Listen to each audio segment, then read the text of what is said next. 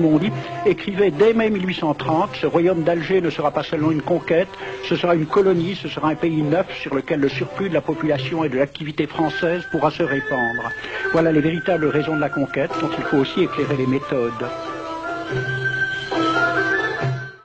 Alors j'ai pris des documents à la Bibliothèque nationale à Paris, des témoignages des conquérants de l'époque, des conquérants français. D'abord, des extraits du bréviaire que l'on avait remis aux officiers et soldats qui s'en allaient en Afrique.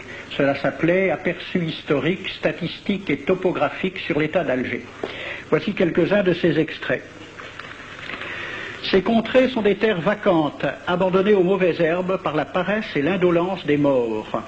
Les femmes du pays sont livrées par la paresse des Arabes, qui passent toute leur vie à fumer, à la turpitude de mœurs extrêmement relâchées. Elles n'ont pas de religion. Beaucoup doutent qu'elles aient une âme immortelle et croient qu'elles ne sont faites que pour la reproduction. Le climat aidant, les femmes sont nécessairement disposées au plaisir. Alors allez-y, des terres vacantes et des femmes consentantes qui n'attendent que les soldats français.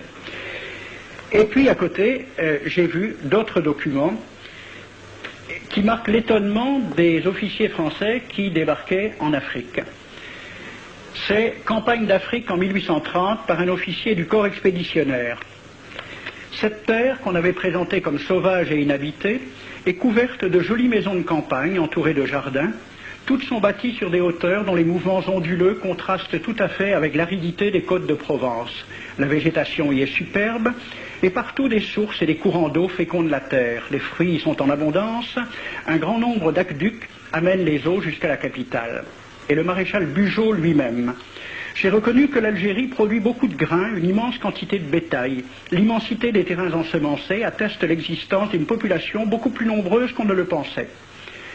Le commandant Claude-Antoine Rosé, dans Voyage dans la régence d'Alger en 1833.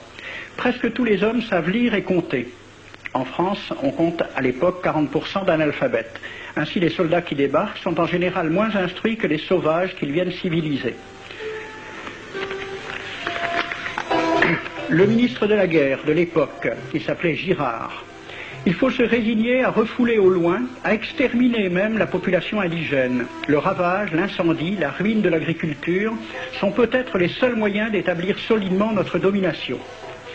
Savary, duc de Rovigo, apportez des têtes, bouchez les conduites d'eau avec la tête du premier bédouin que vous rencontrerez, au nom bien sûr de la civilisation.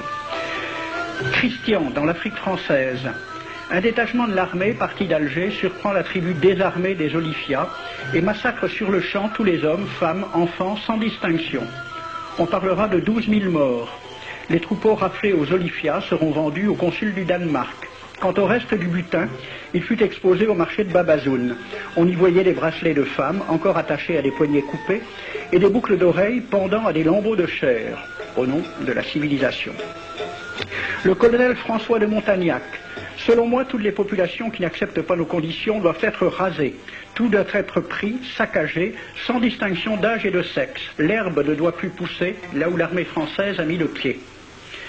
Saint-Arnaud, il était commandant et c'était aussi un mari très attentionné. Il écrit à sa femme: « Chère Louise, je suis bivouaqué par une chaleur de 40 degrés au milieu de 20 villages superbes qui ne se sont jamais bien soumis. Je leur ai donné jusqu'à ce soir pour payer les impôts et les amendes que je leur inflige.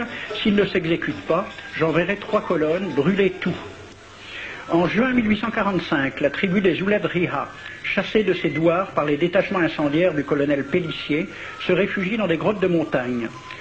Ordre du maréchal Bugeaud. Si ces gredins se retirent dans leurs cavernes, imitez Cavaignac aux Béha, fumez-les à outrance comme des renards. Voici le récit d'un témoin, français bien sûr. Voir au milieu de la nuit, à la faveur de la lune, un corps de troupes françaises occupé à entretenir un feu infernal. Entendre les sourds gémissements des hommes, des femmes, des enfants et des animaux, le craquement des rochers calcinés s'écroulant. Le matin, quand on chercha à dégager l'entrée des cavernes, gisaient des bœufs, des ânes, des moutons. Parmi les animaux, entassés sous eux, on trouvait des hommes, des femmes, des enfants. J'ai vu un homme mort, le genou à terre, la main crispée sur la corne d'un bœuf. Devant lui était une femme tenant son enfant dans ses bras. Cet homme avait été asphyxié au moment où il cherchait à préserver sa famille de la rage de cet animal. On a compté 760 cadavres. Le 8 mai 1845, Saint-Arnaud découvre 500 Algériens qui s'abritent dans une grotte entre Ténès et Mostaganem. Saint-Arnaud ordonne à ses soldats de les emmurer vivants. Il écrit « Je fais boucher hermétiquement toutes les issues et je fais un vaste cimetière.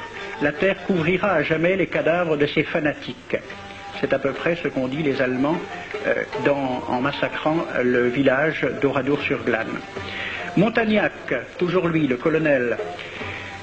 Voilà comment il faut faire la guerre aux Arabes. Tuer tous les hommes jusqu'à l'âge de 15 ans. Prendre toutes les femmes et les enfants. Vous me demandez ce que nous faisons des femmes que nous prenons? On en garde quelques-unes comme otages. Les autres sont échangées contre des chevaux et le reste est vendu à l'enchère comme bête de somme. Toujours au nom de la civilisation. Nous rapportons un plein baril d'oreilles récolté pair à pair sur les prisonniers. Il contient même celle d'un de nos 58 gendarmes morts de maladie. 2 pièces de 100 sous ne sont pas à dédaigner. Le maréchal Soult, ministre de la guerre, répondant à des questions à la Chambre des députés. En Europe, un tel acte serait horrible et détestable. En Afrique, c'est la guerre même. C'est la guerre même, c'est du moins ce que dit le ministre français, mais en face, voici un décret pris par l'émir des Arabes, l'émir Abdelkader. Tout Arabe qui amènera vivant un soldat français recevra pour récompense la somme de 8 douros. Tout Arabe qui aura un Français en sa possession sera tenu de le bien traiter et de le conduire le plus promptement possible, soit devant le califat, soit devant l'émir lui-même. Dans le cas où le prisonnier aurait à se plaindre de mauvais traitements, l'Arabe n'aura droit à aucune récompense. À la lecture de ce décret, question d'un soldat algérien, quelle récompense pour un prisonnier vivant? L'émir répond 8 douros. Et pour une tête coupée, l'émir répond 25 coups de bâton sur la plante des pieds.